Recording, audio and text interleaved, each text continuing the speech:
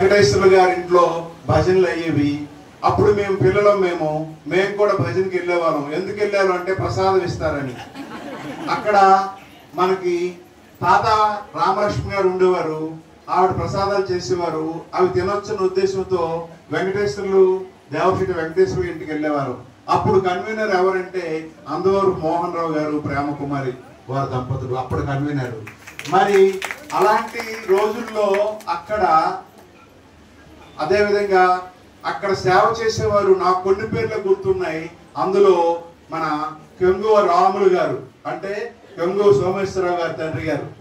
మరి అతనికి 3 అబ్బాయిలు, 3లో ఒక అతను డాక్టరు, అతను ఆ స్వామిని ఐక్యమయ్యారు. రెండో అతను ఎగ్జిక్యూటివ్ ఇంజనీర్ చేశారు. వీరు చార్ట్ అకౌంటెంట్ కెంగువ రాములు. ఆ రోజుల్లో మందిరం కట్టడానికి మొట్టమొదటి డోనర్ వారే.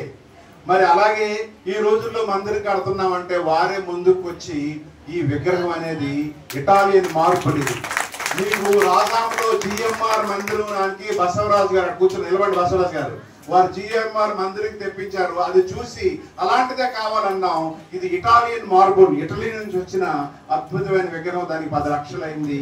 మరి నేను మా ధనలక్ష్మికే నేను దీర్ఘ సుమంగళి భవన్ ఆశీర్వదిస్తూ, ఆవిడ తాలూకా మా సోమేశ్వరరావు త్యాగం లేదు అన్ను కానీ మా స్వార్థం.